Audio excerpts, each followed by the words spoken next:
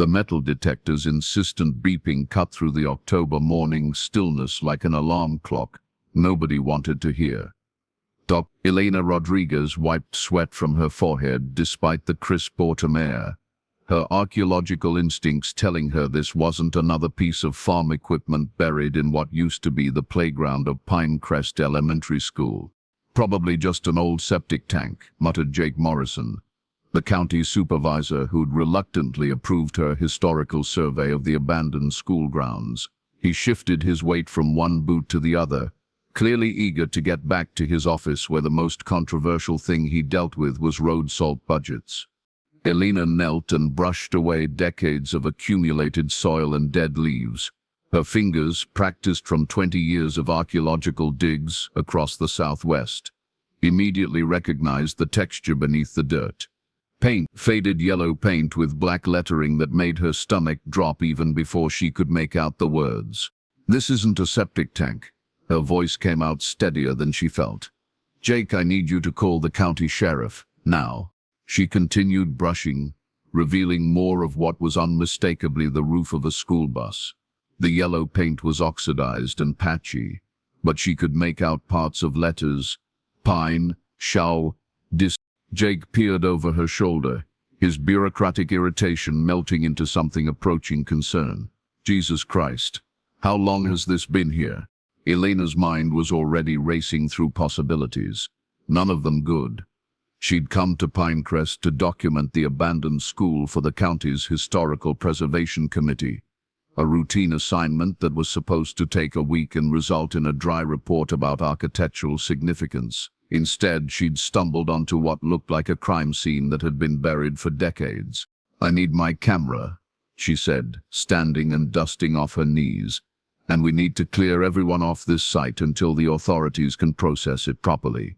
The irony wasn't lost on her.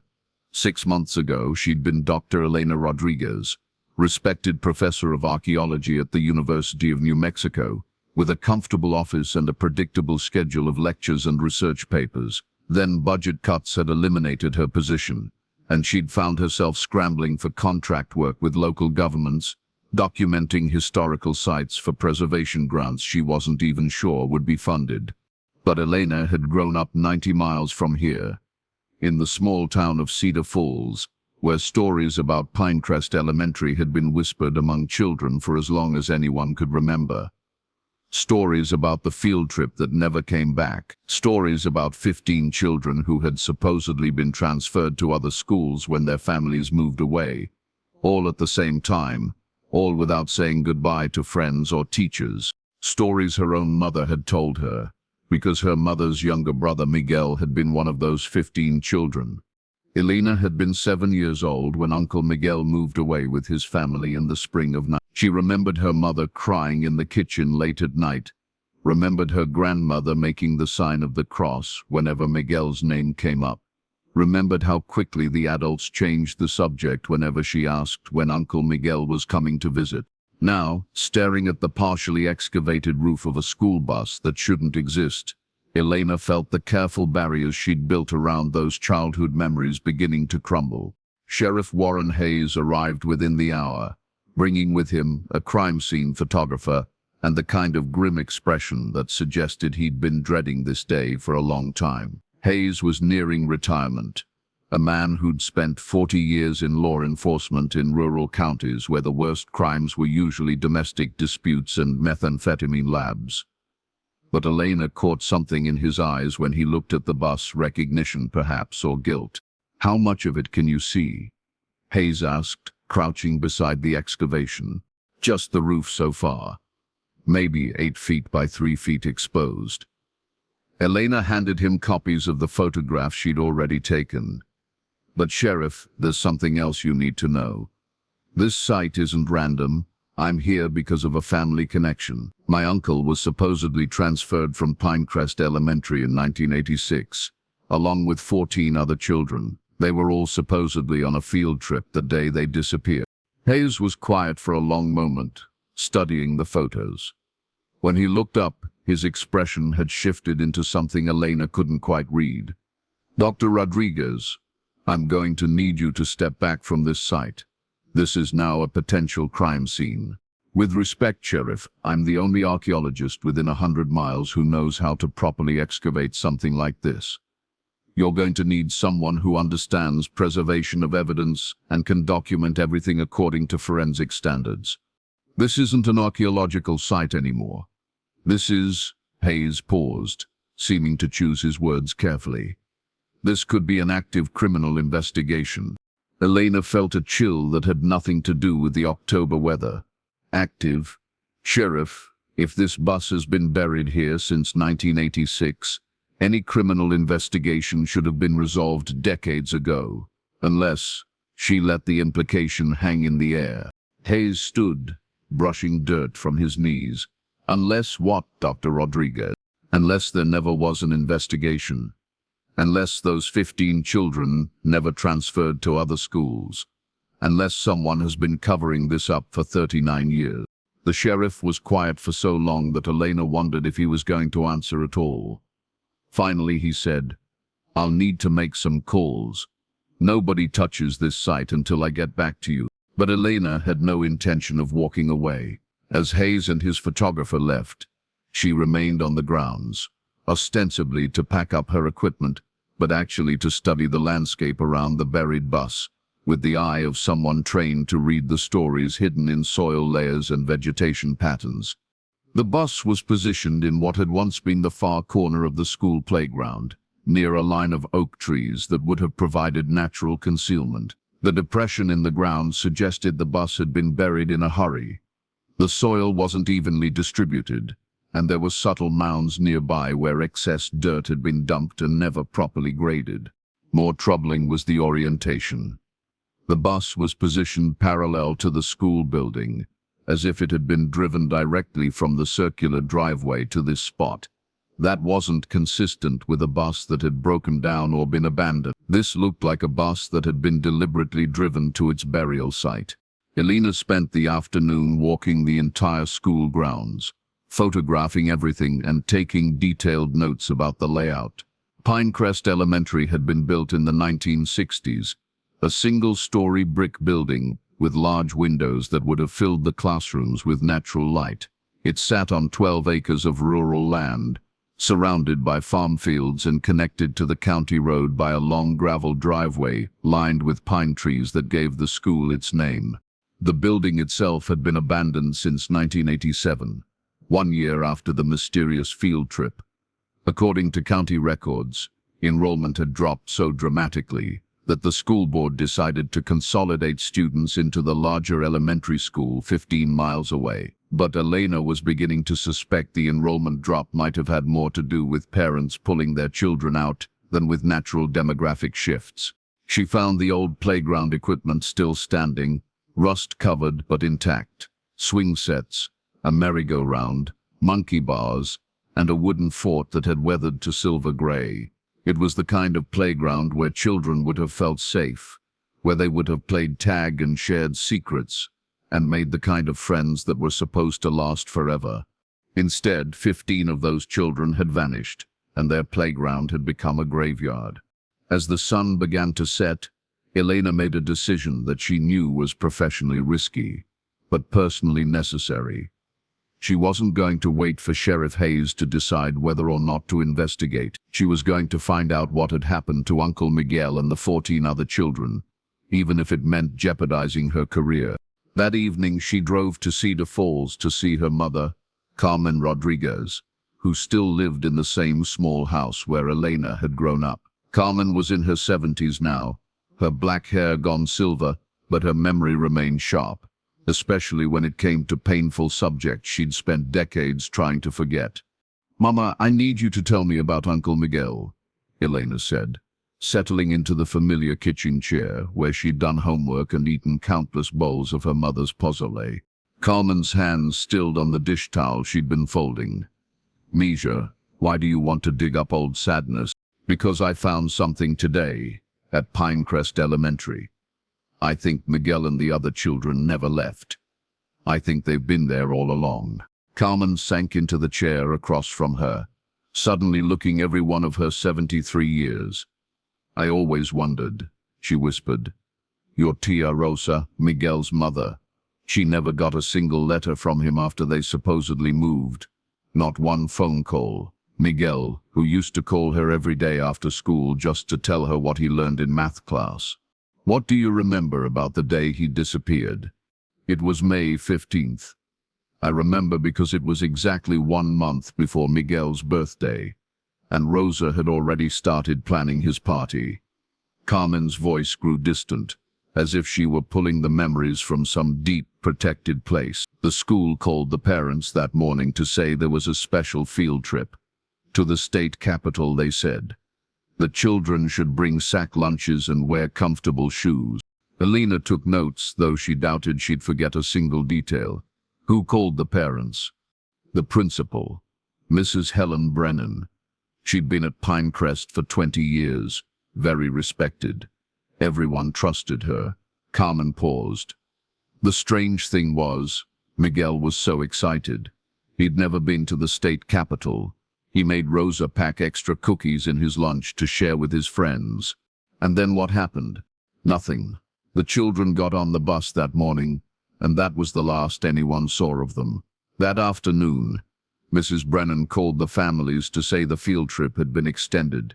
The children would be staying overnight in the capital. The next day, she called to say there had been an emergency family situation, she said, and all 15 children would be transferring to schools closer to their new homes. Elena felt her blood growing cold. All 15 families had emergencies at the same time. That's what we were told. Mrs. Brennan had letters, supposedly from the families, explaining that they'd had to move suddenly for work or family reasons. She said the school district would forward their academic records to their new schools. Carmen's eyes filled with tears, but Rosa never moved anywhere, Mija. She lived in the same house for 40 more years, waiting for Miguel to come home. Why didn't anyone investigate?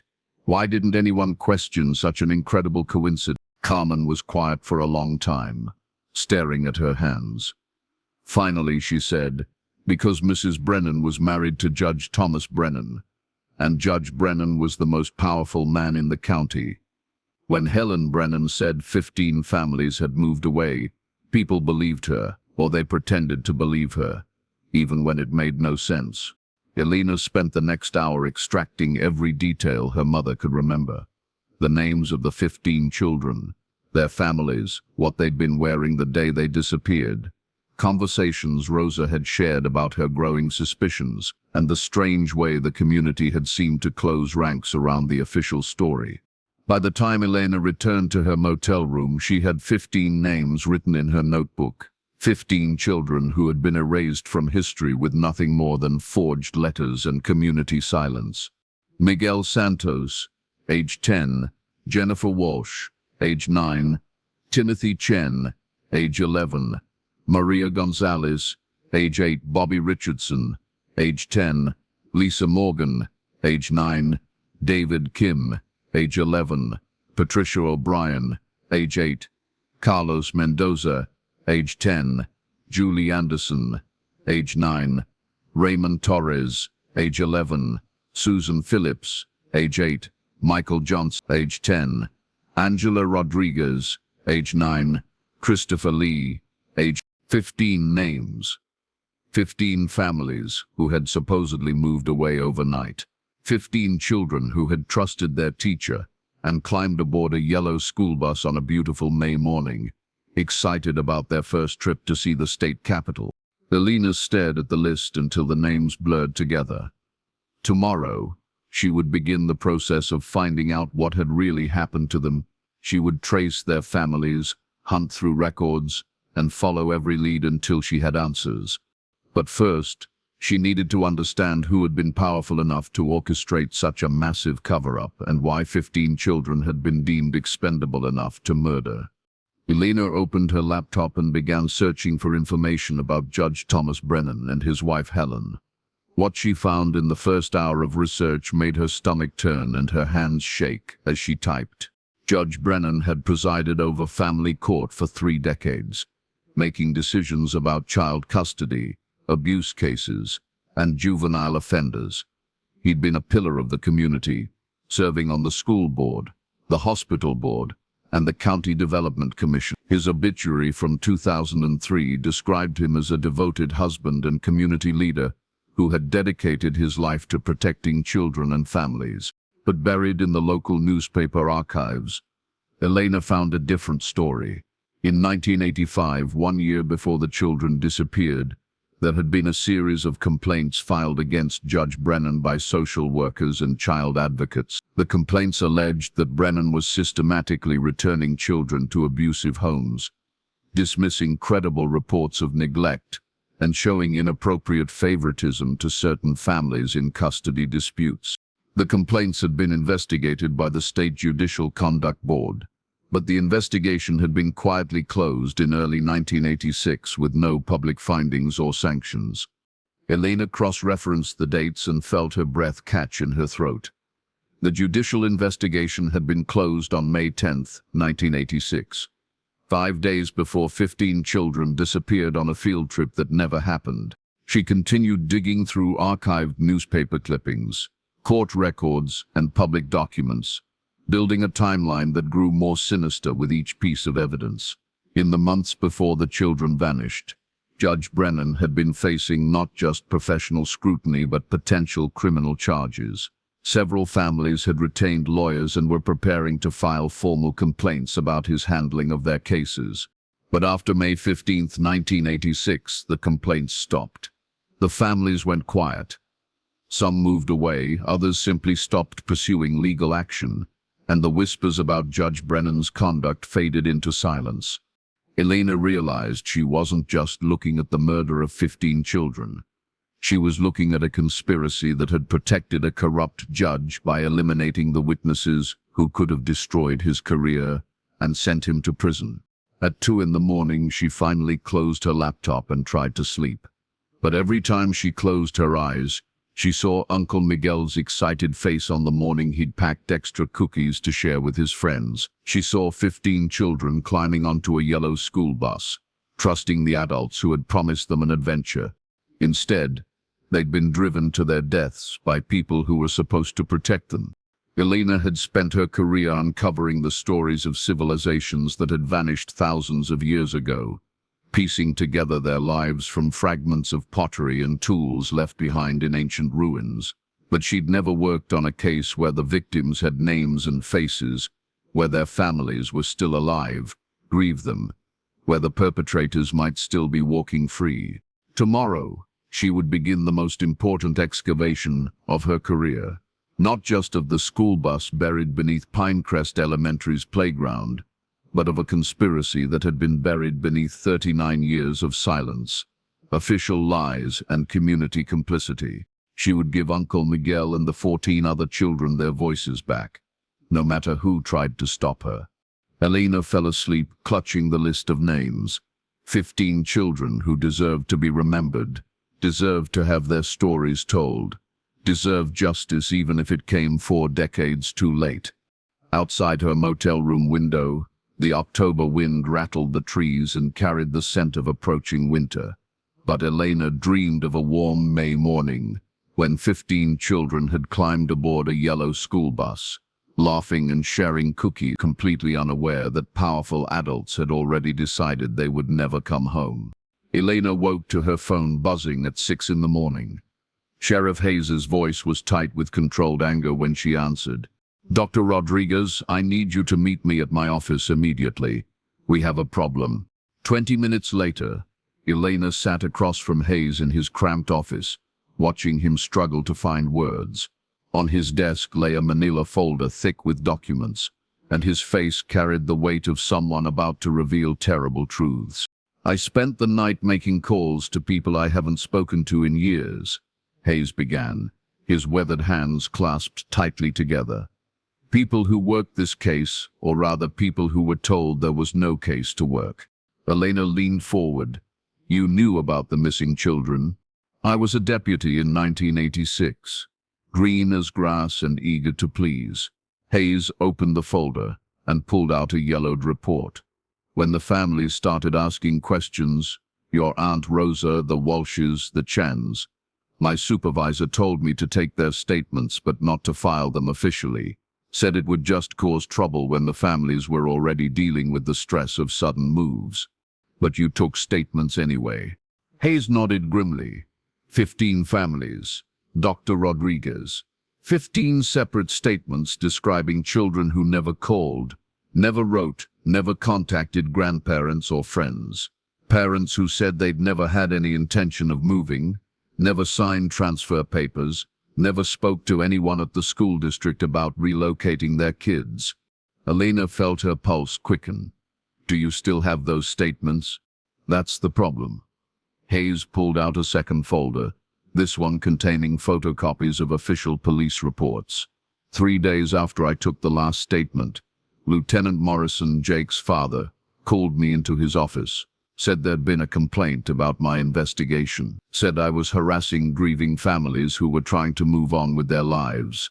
But Jake's father wasn't the one who would have made that decision.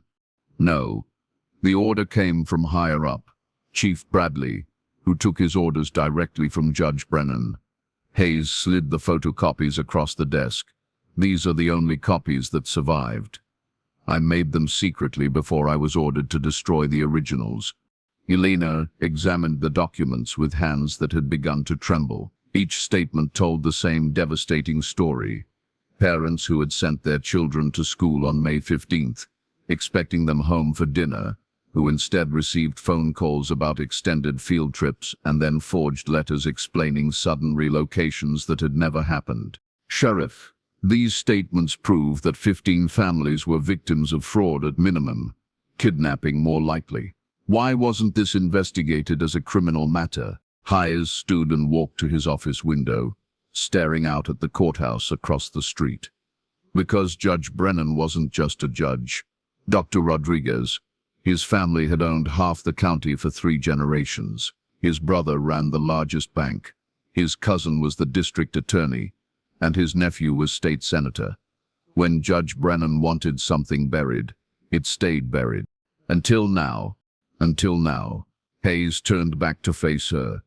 But Elena, and I hope you don't mind me using your first name, you need to understand what you're walking into.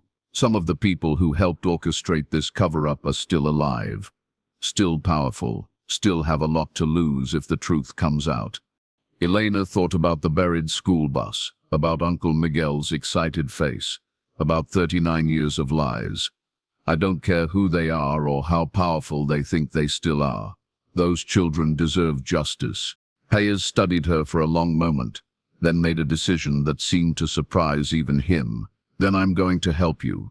Officially, this is now an active criminal investigation. Unofficially, you're going to need someone who knows where the bodies are buried, literally and figuratively.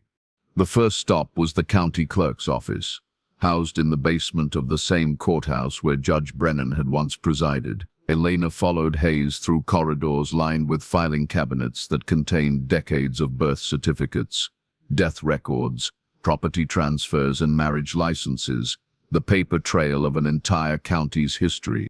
Martha Whitfield had been the county clerk for 42 years, a small woman with silver hair and intelligent eyes behind wire-rimmed glasses. When Hayes introduced Elena and explained their purpose, Martha's reaction was immediate and telling. I've been waiting for this day for 39 years, she said quietly, leading them to a storage room lined with metal shelves. I knew someone would eventually come asking the right questions. Martha pulled a cardboard box from a high shelf, handling it with the reverence of someone carrying something precious and fragile. Judge Brennan thought he could make those children disappear by controlling the official records. But he made a mistake. He didn't know that I keep duplicate copies of everything just in case. Elena opened the box to find what appeared to be complete school records for all 15 missing children. Transcripts, immunization records, disciplinary notes, teacher evaluations, and emergency contact forms. But more importantly, she found records that directly contradicted the official story. Look at the transfer dates, Martha said, pointing to a stack of documents. According to the school district's official records, all 15 children were transferred on May 16, 1986, the day after they disappeared. But look at the signatures on the transfer requests. Elena examined the forms closely. Every signature was identical, clearly written by the same hand in the same blue ink with the same pen. These are all forgeries. Helen Brennan's handwriting. Martha confirmed. I recognized it because she'd submitted genuine transfer requests before, when families actually moved. Her real signature looked nothing like these. Piers picked up another document from the box. What's this one? The bus maintenance log, Martha replied. Every school vehicle was supposed to have monthly safety inspections and mileage recordings. Bus number 47, the one that's buried at Pinecrest, shows something very interesting for May. Elena studied the maintenance record. Bus 47 had been scheduled for its monthly inspection on May 20th, 1986, but the inspection had been cancelled with a note reading, "Vehicle permanently retired from service." The note was dated May 16th, one day after the children disappeared. So Helen Brennan forged 15 transfer requests on May 16th, and Bus 47 was retired from service the same day. Elena summarized. That's not a coincidence. There's more, Martha said, pulling out a property deed. 3 days after the children disappeared, Judge Brennan purchased the 12 acres where Pinecrest Elementary sits, bought it from the school district for half its assessed value, supposedly for agricultural use. Hayes frowned. Agricultural use? That land has been empty since the school closed. Exactly. Judge Brennan bought the property to control the crime scene. As long as he owned the land, no one could excavate it without his permission. Martha's voice carried decades of suppressed anger. He kept those children's graves as his private property for 17 years, until he died and his estate sold the land back to the county. Elena felt pieces of the puzzle clicking into place. Martha, do you have records of who else worked at Pinecrest in 1986? Teachers, staff, bus drivers? Martha returned to the filing cabinets and emerged with a personnel roster. Pinecrest had 12 full-time employees in the spring of 1986. Most of them left abruptly after the school closed, but 3 people stayed in the area. Helen Brennan, who transferred to the Consolidated Elementary School, Robert Vance, who was the maintenance supervisor, and Dorothy Kemp, who drove. Are any of them still alive? Helen Brennan died in 2019. But Robert Vance is in the county nursing home, and Dorothy Kemp still lives in town. She's 84 now, but sharp as a tack. Martha paused. Dr. Rodriguez, there's something else you need to know about Dorothy. She tried to come forward once. Elena looked up from the personnel files. What do you mean? In 1992, 6 years after the children disappeared, Dorothy went to the state police, said she had information about what really happened at Pinecrest Elementary. She was scheduled to give a formal statement, but the night before her appointment, her house was broken into. Nothing was stolen, but her bedroom was ransacked and someone left a note on her pillow. What did the note say? Martha's expression grew grave. It said, "Some secrets should stay buried, for everyone's sake." Dorothy never kept her appointment with the state police, never spoke about Pinecrest again. Until now, maybe. Elena exchanged a look with Hayes. Do you think she'll talk to us? Only one way to find out. Dorothy Kemp lived in a small white house at the end of a dead-end street, surrounded by flower gardens that showed decades of careful tending. When Elena and Hayes knocked on her door, the woman who answered looked older than her 84 years, but her blue eyes were clear and alert. "Mrs. Kemp, I'm Sheriff Hayes, and this is Dr. Elena Rodriguez. We're investigating the disappearance of 15 children from Pinecrest Elementary in 1986. We understand you drove the bus that day." Dorothy's face went pale, and she gripped the doorframe for support. For a long moment, Elena thought the woman might slam the door in their faces. Instead, Dorothy stepped back and gestured for them to come inside. "I've been waiting 39 years for someone to ask me the right questions," she said, echoing Martha's words. "Come in, sit down, and I'll tell you what really happened to those babies." Dorothy's living room was filled with photographs of grandchildren and great-grandchildren, a testament to a life lived fully despite the terrible secret she'd been carrying. She settled into a worn armchair and folded her hands in her lap, gathering courage for words she'd never been allowed to speak. "I was supposed to drive bus 47 that morning," she began, her voice steady despite her obvious emotion. "Had been driving that route for 8 years, knew every one of those children by name. Miguel always sat in the 4th row on the right side, because he liked to wave at the horses in Farmer Johnson's pasture. Jennifer Walsh sat up front because she got carsick on curves. Timothy Chen brought a different book every day and read during the entire ride." Elena felt tears gathering in her eyes as Dorothy brought the children to life with small, intimate details that only someone who'd cared for them would remember. "But that morning, Mrs. Brennan told me there'd been a change.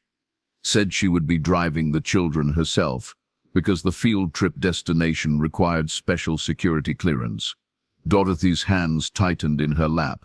"I thought it was strange, but Mrs. Brennan was the principal. I didn't question her authority." "So Helen Brennan drove bus 47 that day?" "Helen Brennan and 2 other men I'd never seen before.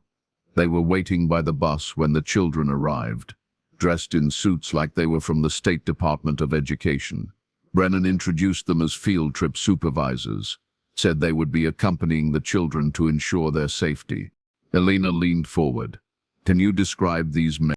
One was tall and thin, maybe 40 years old, with dark hair and a scar on his chin. The other was younger, heavy-set, with red hair and freckles. They didn't talk much, just stood by the bus doors like guards. Dorothy paused. "But Dr. Rodriguez, there was something about them that scared me. The way they looked at those children. It wasn't the way adults look at kids they're supposed to protect. It was the way predators look at prey." Hayes took notes while Dorothy continued her account. "What happened after the children got on the bus?" "Mrs. Brennan told me to go home and not worry about pickup that afternoon. Said the field trip would run late and the children's parents had already been notified. But as they were driving away, I saw something that's haunted me ever since." "What did you see?" Dorothy's voice dropped to a whisper. Little Miguel Santos was pressed against the back window of the bus, crying and mouthing the word help.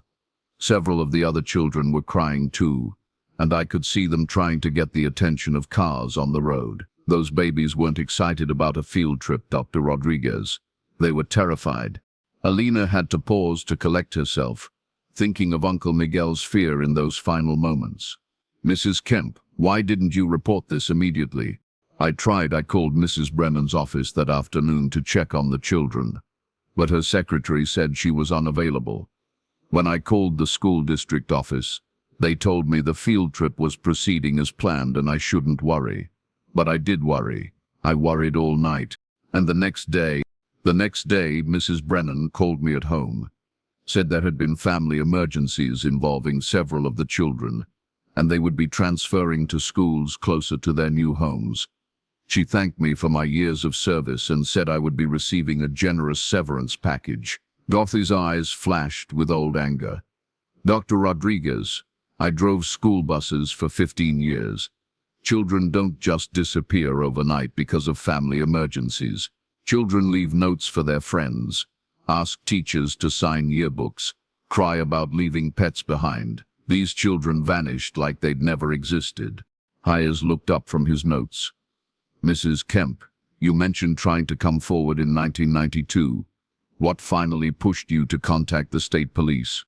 Dorothy stood and walked to a bookshelf, returning with a small wooden box. Inside were 15 handmade Christmas ornaments, each one carefully labeled with a child's name and the year. "The children made these for me during our Christmas party at school. Each one is unique, made with their own little hands." Dorothy picked up one decorated with painted holly leaves and tiny silver bells. "This one was Miguel's. He told me the bells were so I would think of him whenever I heard Christmas music." Elena took the ornament with trembling hands, feeling a connection across 39 years to her uncle's 10-year-old self. "I kept these ornaments on my tree every Christmas. thinking about those babies and wondering where they were, if they were safe, if they ever thought about their old bus driver. Dorothy's voice broke slightly. In 1992, on the 6th anniversary of their disappearance, I couldn't stand the not knowing anymore. I decided to tell someone with authority what I'd witnessed, but someone threatened you before you could give your statement. The break-in happened the night before my appointment with the state police. Whoever did it was professional. No broken windows, no damaged locks, just my bedroom torn apart, and that note on my pillow. Dorothy sat back down heavily. But Dr. Rodriguez, the note wasn't the worst part. The worst part was what they left next to it. Elena felt a chill run down her spine. What did they leave? Dorothy reached into the wooden box and pulled out a small object wrapped in tissue paper. When she unwrapped it, Elena gasped. It was a child's sneaker, size 4, with faded cartoon characters on the sides. This was Miguel's shoe. I recognized it because he'd worn those sneakers every day for months. They were his favorites. Someone had kept it for 6 years, then left it on my pillow as a message. Dorothy's eyes filled with tears. They were telling me they knew exactly where those children were and what had happened to them. Hayes examined the shoe with the careful attention of someone processing evidence. Mrs. Kemp, have you kept this all these years? I was afraid to throw it away and afraid to keep it. But I couldn't bring myself to destroy the only physical proof that Miguel Santos had ever existed. Dorothy wiped her eyes. Dr. Rodriguez, I've carried this guilt for 39 years. Those children trusted me to keep them safe, and I let strangers take them away. If I'd questioned Mrs. Brennan's authority, if I'd insisted on driving them myself, maybe... Elena reached across and took Dorothy's weathered hands in her own. Mrs. Kemp, you were threatened by people powerful enough to cover up mass murder for 4 decades. You're not responsible for what happened to those children. But you can help us get them justice now. Dorothy squeezed Elena's hands. What do you need from me? Everything you can remember about that morning. Every detail about the 2 men with Mrs. Brennan. Anything unusual you might have noticed in the days leading up to the disappearance. Elena paused.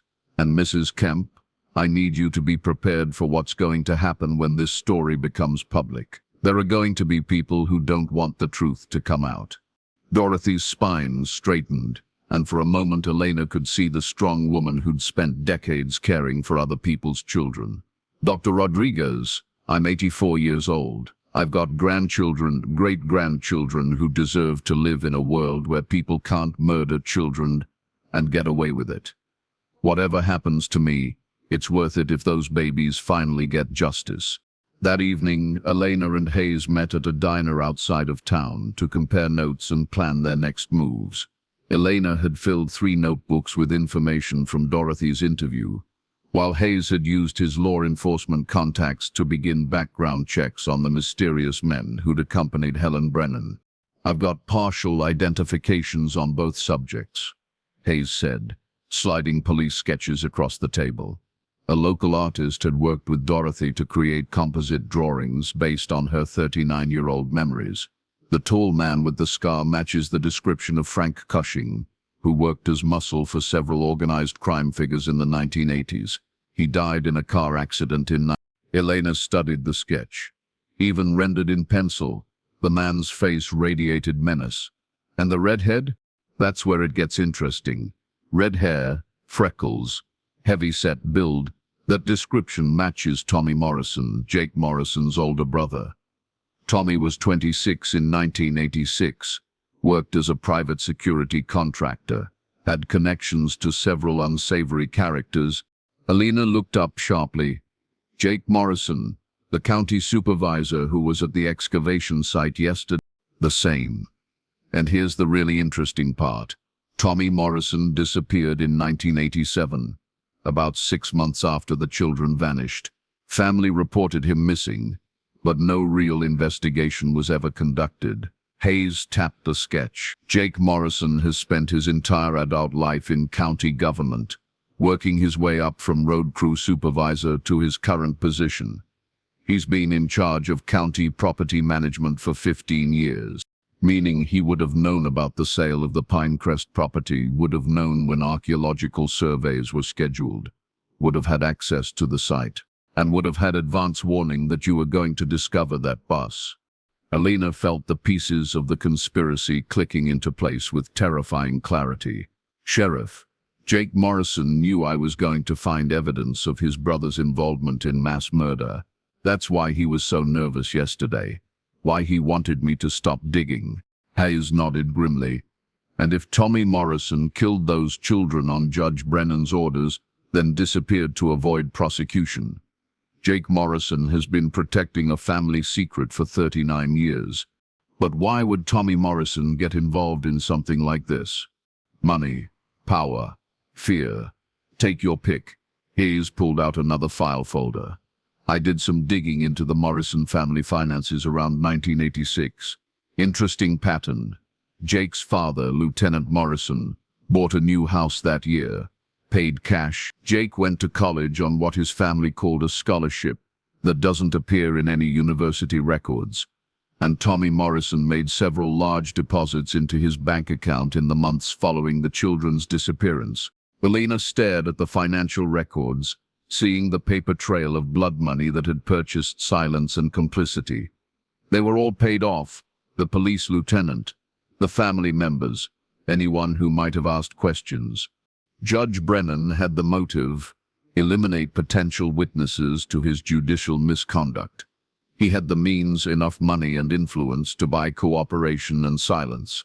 And he had the opportunity, a wife who controlled access to the children and the authority to arrange their transportation. But he needed help to actually carry out the murders. That's where Frank Cushing and Tommy Morrison came in. Hayes leaned back in his booth, looking older than his 62 years. Elena, what we're looking at here isn't just the murder of 15 children. It's a conspiracy that reached into every level of county government and has been protected by institutional silence for 4 decades. Elena thought about Dorothy Kemp, keeping 15 Christmas ornaments on her tree every year, and carrying Uncle Miguel's shoe as a talisman of guilt and remembrance. She thought about her mother and Aunt Rosa, spending decades wondering what had happened to a little boy who'd been excited to share cookies with his friend. Then we're going to expose all of it, she said quietly. Every person who participated, every person who covered it up, every person who stayed silent when they should have spoken. Hayes nodded slowly. But Elena, you need to understand that we're about to declare war on people who've had 39 years to entrench themselves, accumulate power, and prepare for this day. They're not going to surrender quietly. As if summoned by his words, Elena's phone buzzed with a text message from an unknown number. Some secrets should stay buried, for everyone's sake. Stop digging, or join the children. Elena showed the message to Hayes, whose expression darkened with professional concern and personal anger. Same message Dorothy Kemp received in 1992, he observed. Whoever sent this wants us to know they're still watching, still willing to kill to protect their secrets. Elena deleted the message and put her phone away. Then they're going to be disappointed. Because tomorrow we're going to dig deeper than they ever imagined possible. Outside the diner, October wind rattled the windows and streetlights flickered in the gathering darkness. But Elena felt a warmth building inside her chest. Not the heat of anger, though she was angry, but the steady glow of purpose. 15 children had been silenced for 39 years. Tomorrow, Elena would begin the process of giving them back their voices, no matter who tried to stop her. The war for justice was just beginning. Elena woke before dawn to the sound of heavy machinery rumbling past her motel.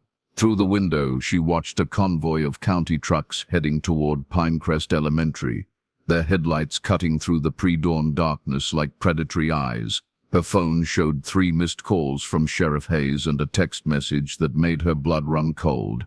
Emergency at excavation site. Come immediately. She dressed quickly and drove through empty streets toward the school, her mind racing through possibilities, none of them good.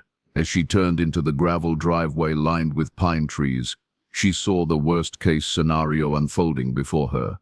Jake Morrison stood beside a massive backhoe, directing workers who were dumping truckloads of concrete over the partially excavated bus. "Stop!"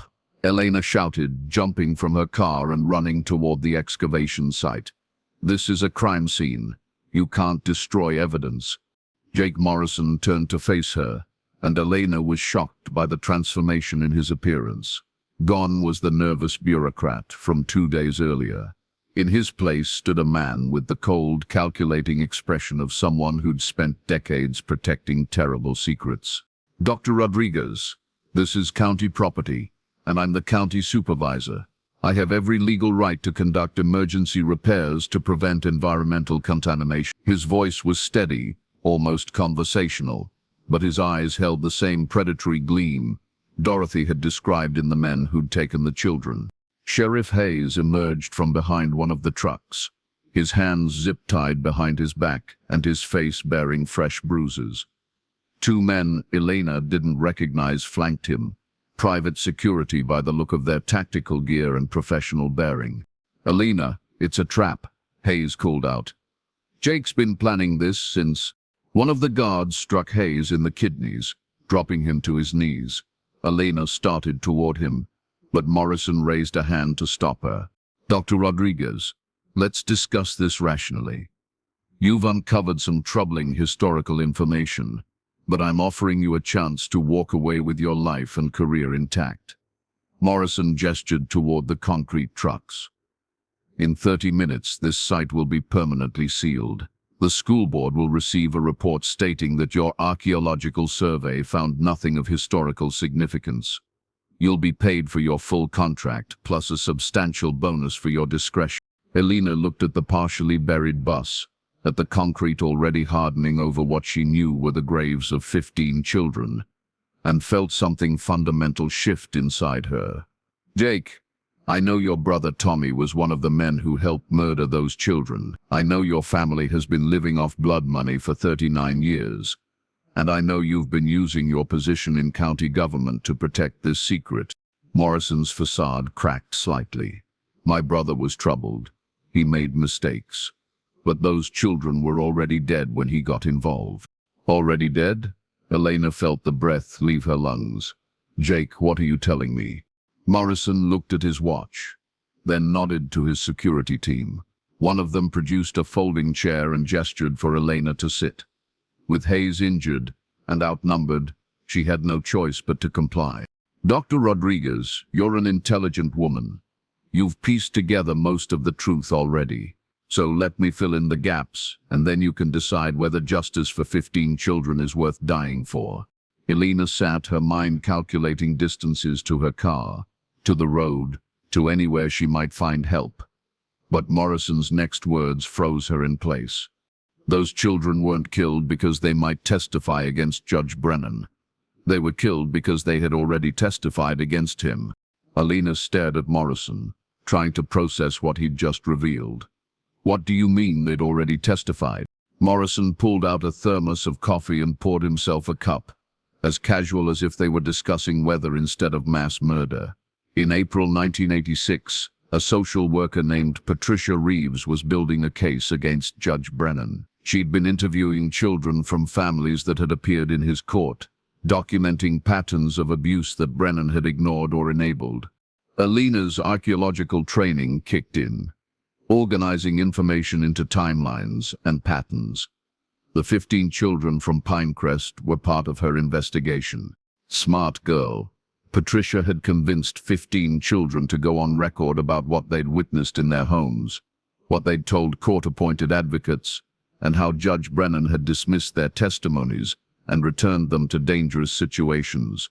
Morrison sipped his coffee. She had videotaped statements, detailed interviews, medical records, everything needed to destroy Brennan's career and send him to prison. So Brennan decided to eliminate the witnesses. Brennan decided to eliminate the problem. But he wasn't thinking clearly. He was panicked, desperate, making decisions driven by fear rather than strategy. Morrison's tone carried an odd note of professional disapproval, as if he were critiquing a poorly executed business plan. He contacted certain people who specialized in making problems disappear permanently.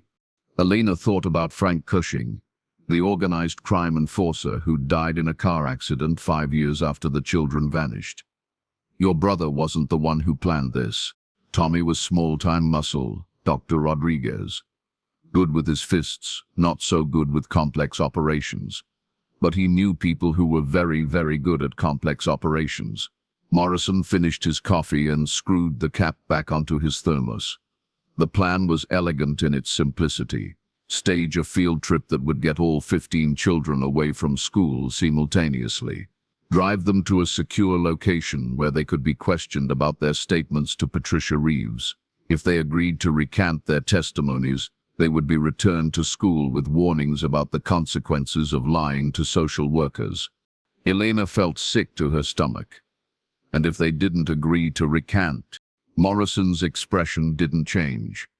Then they would disappear permanently, along with any physical evidence of their involvement in Patricia Reeves's investigation. Elena struggled to maintain her composure as the full horror of what Morrison was describing sank in. Where did they take the children? To an abandoned grain elevator about 40 miles from here. Isolated location, soundproof, easy to control access. Morrison checked his watch again. Frank Cushing was supposed to interview each child separately, give them a chance to change their stories. But the children, God help them, they were brave. Dr. Rodriguez, every single one of them refused to lie about what they'd witnessed at home. Elena thought about Uncle Miguel, 10 years old, and terrified but unwilling to betray other children who were suffering. She thought about Jennifer Walsh and Timothy Chen and all the others, facing professional killers but holding on to their truth. So Cushing murdered them. Cushing did what he was paid to do. But he had a problem. 15 bodies, all from the same school, all reported missing on the same day. Even in 1986, that was going to attract attention. Morrison gestured toward the concrete trucks. That's where my brother got involved. Tommy knew heavy equipment, knew how to operate machinery without leaving paper trails. He and Cushing brought the children's bodies back to Pinecrest in the school bus, buried the whole thing in a single grave, then told Judge Brennan the problem was solved. Elena looked at Sheriff Hayes, who was listening with an expression of horrified understanding. Warren, did you know about Patricia Reeves? Hayes shook his head, blood trickling from his split lip. I was kept out of the loop on anything involving Judge Brennan's court cases. But Elena, if those children had already given videotaped testimony, then the evidence still exists somewhere. Elena finished. Jake, what happened to Patricia Reeves and her investigation? Morrison's smile was genuinely unpleasant. Patricia Reeves died in a house fire 3 days after the children disappeared. Tragic accident. Faulty wiring, they said. Her office was destroyed, along with all her files and videotapes. Very thorough fire, that one. Elena felt the full scope of the conspiracy crystallizing in her mind. You didn't just murder 15 children, Jake. You murdered the social worker who was trying to protect them. You've been covering up 16 murders for 39 years. 17, actually. Morrison's casual tone made Elena's skin crawl. Tommy developed a conscience about 6 months later. Started talking about going to the FBI, making deals, clearing his conscience. Frank Cushing took care of that problem too, before he himself died in that unfortunate car accident. Elena stared at Morrison, seeing him clearly for the first time. You killed your own brother. I protected my family from the consequences of Tommy's stupidity, just like I'm protecting this community from the consequences of your misguided quest for justice. Morrison stood and gestured to his security team. Dr. Rodriguez, you have a choice. Walk away now, take the money, and live your life. Or stay and join the children you're so determined to avenge. Elena looked at the concrete already hardening over the bus, at Sheriff Hayes bleeding and bound, at the armed men who clearly had no qualms about killing to protect their employer's secrets. Every rational part of her mind screamed that she should take Morrison's offer, that she couldn't help the children if she was dead. But then she thought about Dorothy Kemp, spending 39 Christmases hanging ornaments made by murdered children. She thought about her mother and Aunt Rosa, wondering for 4 decades what had happened to little Miguel. She thought about 15 brave children who'd faced professional killers rather than lie about the abuse they'd witnessed. "I have a better idea, Jake," Elena said, pulling her phone from her pocket. "Why don't you explain your story to the FBI agents who've been listening to our entire conversation?" Morrison's face went white as Elena held up her phone, showing an active call that had been running for 23 minutes. "Dr. Rodriguez, what have you done?" "I called my contact at the FBI's Albuquerque field office at 4 this morning, after I received your threatening text message. Agent Lisa Park has been coordinating with the state police, and they've been tracking my GPS location since I left the motel." Elena stood, feeling strength flow back into her limbs. "Jake, you just confessed to 17 murders plus conspiracy, racketeering, and obstruction of justice. On a recorded federal call, the sound of helicopters approaching from the south confirmed Elena's words. Morrison spun toward his security team, but both men had already dropped their weapons and raised their hands. Professional mercenaries knew when a situation had gone beyond salvage. Sheriff Hayes struggled to his feet as state police vehicles poured into the school grounds from multiple directions. "Elena, how did you know Morrison would confess?" "I didn't know," she admitted, helping Hayes walk toward the arriving paramedics. "But I knew he was proud of what he'd accomplished, proud of keeping the secret for so long. Men like Jake Morrison can't resist explaining how clever they've been, especially when they think they're about to eliminate the only people who know the truth." Agent Lisa Park was a compact woman in her 40s with intelligent eyes and the kind of calm competence Elena associated with people who'd spent decades investigating the worst of human behavior. She listened to Elena's account while crime scene technicians began the delicate process of removing concrete from the excavation site. "Dr. Rodriguez, this is one of the most significant cold case breakthroughs we've seen in years. But I need you to understand that the investigation is far from over. Jake Morrison was a middle manager in this conspiracy, not the architect. We're going to need your help identifying other participants." Elena nodded, though exhaustion was beginning to set in as adrenaline faded. "Agent Park, there's something else you need to know. A social worker named Patricia Reeves was murdered in 1986 to cover up this crime. Her investigation files were destroyed, but there might be copies somewhere. We're already working on that. Local FBI agents are interviewing Patricia Reeves's family and former colleagues." Park paused. "Dr. Rodriguez, based on Morrison's confession, we're treating this as a RICO case. The corruption reached into multiple levels of government and continued for almost 4 decades. We're going to need witnesses, and some of those witnesses are going to face retaliation from people who haven't been caught yet." Elena thought about Dorothy Kemp, about Martha Whitfield, about all the people who'd kept quiet for so long and were finally ready to speak. "Agent Park, these people have been waiting 39 years to tell their stories. I don't think they're going to back down now." The excavation of Boss 47 took 3 days, with Elena working alongside FBI forensic archaeologists to carefully document every piece of evidence. They found the children exactly where Morrison had said they would be. 15 small skeletons, still wearing the clothes they'd put on for their exciting field trip to the state capitol.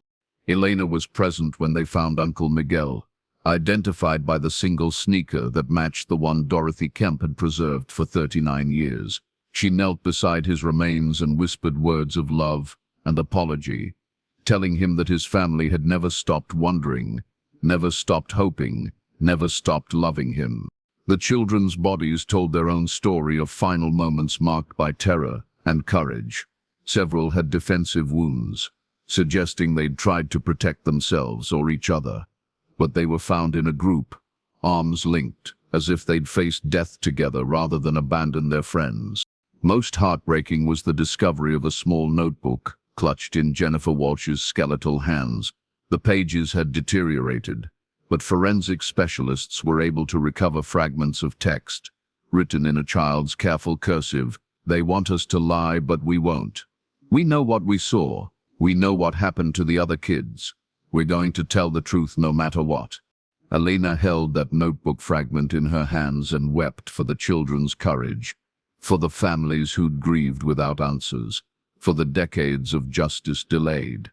But she also felt a fierce pride in these young victims who'd chosen truth over safety, even when it cost them everything. The investigation expanded rapidly as federal agents followed the money trail Morrison had inadvertently revealed. Bank records from 1986 showed payments to dozens of individuals, police officers, court clerks, social workers, school district officials, and local politicians who'd helped maintain the cover-up or simply looked the other way when questions arose. Some of the recipients were dead, but many were still alive, and federal prosecutors began building cases against anyone who'd knowingly participated in the conspiracy. The scope of the corruption was staggering.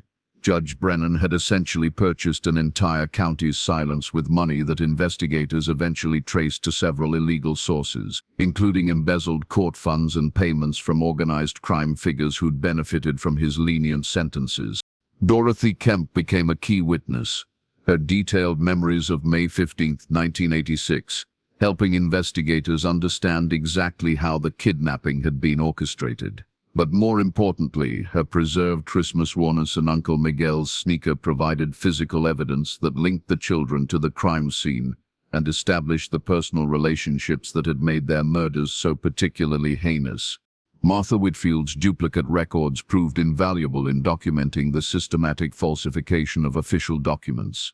The forged transfer requests, manipulated property records, and altered maintenance logs created a paper trail that stretched from the county courthouse to the State Department of Education, revealing how institutional corruption had enabled and concealed mass murder.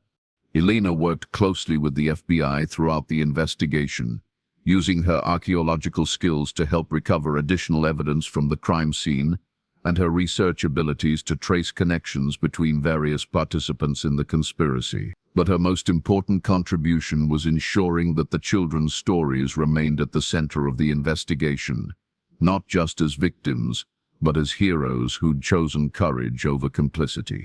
6 months after the discovery of Bus 47, federal prosecutors announced indictments against 37 individuals for their roles in the murders and cover-up. Jake Morrison pled guilty to multiple charges and received a life sentence without possibility of parole. Several other county officials, including 2 retired judges who'd helped suppress evidence, faced decades in prison. But the most significant moment came when FBI agents located a safety deposit box registered to Patricia Reeves under her maiden name. Inside were duplicate copies of all her investigation files, including the videotape testimonies of the 15 murdered children. The tapes had been hidden for 39 years, but Patricia Reeves had ensured they would eventually surface, even if she didn't survive to present them herself. Elena was present when the tapes were first played for prosecutors and investigators. Watching Uncle Miguel's 10-year-old face on a flickering screen, hearing his small voice describe the abuse he'd witnessed and the way adults had dismissed his reports, she finally understood the full magnitude of what these children had sacrificed. They hadn't just died because they were inconvenient witnesses. They died because they were truth-tellers in a system that valued silence over justice, complicity over courage. Their murders hadn't just eliminated potential testimony. They'd sent a message to every other child in the county that speaking out against abuse would result in permanent consequences. The memorial service for the 15 children was held on May 15th, exactly 40 years after their disappearance. Elena stood with hundreds of community members, family members, and survivors of childhood abuse as each child's name was read and a bell tolled in their honor. Uncle Miguel's name rang out across the cemetery where he was finally laid to rest, beside his mother Rosa, who had died 5 years earlier, still wondering what had happened to her son. Elena's mother Carmen placed a wreath of white roses on his grave and whispered words of love that should have been spoken decades ago. But the most powerful moment came when Dorothy Kemp, now 85 and frail but still sharp as ever, stepped forward to address the crowd. In her hands were the 15 Christmas ornaments the children had made in 1985, preserved through 39 years of grief and hope. "These babies didn't die because they were in the wrong place at the wrong time," Dorothy said, her voice carrying across the silent cemetery. "They died because they had the courage to tell the truth when adults around them chose lies. They died because they refused to protect the people who were hurting other children." She held up Uncle Miguel's ornament, the one with painted holly leaves and tiny silver bells. "Miguel Santos told me these bells were so I would think of him when I heard Christmas music. For 39 years, I've heard those bells every December and remembered his promise. But now I want you all to hear them differently." Dorothy shook the ornament gently, letting the tiny bells chime in the spring air. "These aren't just the sounds of Christmas joy. They're the sounds of children who refused to be silenced, who spoke truth to power, who chose courage over complicity. Every time you hear bells like these, remember that sometimes the smallest voices carry the most important messages." Elena established the Santos Reeves Foundation for Child Protection, funded by the proceeds from a book she wrote about the investigation and the movie rights that followed. The foundation provides legal advocacy for children in abuse cases, supports social workers investigating institutional corruption, and maintains a scholarship program for young people pursuing careers in child protection.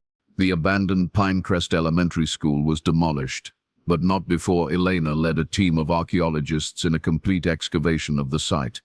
They found additional evidence of the murders, including personal items that had been taken from the children and buried separately. Each discovery helped complete the picture of what had happened on that terrible day in place of the school, the community built a memorial garden with 15 trees, one for each murdered child, and a central monument bearing their names and Patricia Reeves's. The inscription reads, "In memory of those who spoke truth to power and paid the ultimate price. Their courage lights the way for justice." Elena returned to academia, accepting a position at the University of California, where she developed a new specialty in forensic archaeology focused on institutional abuse cases. She became a sought-after expert in cold cases involving missing children, helping law enforcement agencies across the country apply archaeological techniques to decades-old crimes. But her most important work remained personal. Every Christmas, Elena hung 15 ornaments on her tree, replicas of the ones Uncle Miguel and his classmates had made in. She thought of them not as victims, but as heroes who'd faced down adult monsters and refused to compromise their integrity. Dorothy Kemp lived to see justice served, dying peacefully in her sleep at age 86, 6 months after Jake Morrison was sentenced. At her funeral, Elena spoke about the courage it had taken for Dorothy to finally break her silence, and how her testimony had been crucial to securing convictions against the surviving conspirators. Sheriff Warren Hayes was elected to a full term, based on his role in solving the case, but he announced that he would retire when it ended. 39 years is too long for children to wait for justice, he said in his retirement speech. "I want to spend whatever time I have left making sure something like this never happens again in my county." The investigation's reverberations continued for years as federal prosecutors followed connections to other jurisdictions, other cases where Judge Brennan's network might have operated. Several additional cold cases involving missing children were reopened, though none yielded evidence as conclusive as what Elena had uncovered at Pinecrest Elementary. Elena kept in touch with the families of all 15 children, attending graduations and weddings of surviving siblings, helping plan memorial events, and ensuring that the victims' stories remained alive in community memory. She became particularly close to the Walsh family, whose daughter Jennifer had been clutching the notebook with its message of defiant truth-telling. "Elena," Jennifer's mother said at one family gathering, "I know my daughter would be proud of what you've accomplished. She always said she wanted to help other kids who were in trouble. In a way, she got her wish." On the 5th anniversary of the discovery, Elena returned to the memorial garden for a quiet ceremony with Dorothy's surviving family members and the children's relatives. As she knelt beside Uncle Miguel's tree, she heard the faint sound of church bells from the town beyond the memorial grounds. But Elena no longer heard those bells as reminders of loss or grief. She heard them as Dorothy had taught her to hear them, as the voices of children who'd refused to be silenced, who'd chosen truth over safety, who'd lit torches of courage that continued to burn decades after their deaths. Elena stood and brushed dirt from her knees, the same gesture she'd made 5 years earlier when she'd first uncovered Boss 47. But now the dirt wasn't hiding terrible secrets. It was nourishing new growth, feeding the roots of trees that would stand as monuments to justice for generations to come. The 15 children of Pinecrest Elementary had finally been heard. Their voices had spoken across 4 decades, demanding justice and receiving it. Their courage had inspired others to speak truth to power, to refuse complicity with institutional corruption, to choose difficult honesty over comfortable lies. Elena walked through the memorial garden, reading each name carved in stone, remembering not how they'd died, but how they'd lived with integrity, courage, and an unwavering commitment to protecting other children from the abuse they'd witnessed. Their sacrifice had meaning now, their deaths had purpose, and their memory would endure as long as people remembered the power of small voices, speaking enormous truths. As the sun set behind the memorial garden, Elena whispered a final promise to Uncle Miguel and his 14 friends. Your voices were heard, your courage mattered, your truth set others free. Rest in peace knowing that justice was served, and your story will never be forgotten. The bells continued to ring across the cemetery, carrying their message of hope and justice into the gathering darkness, echoing the promise that some truths are too important to stay buried forever.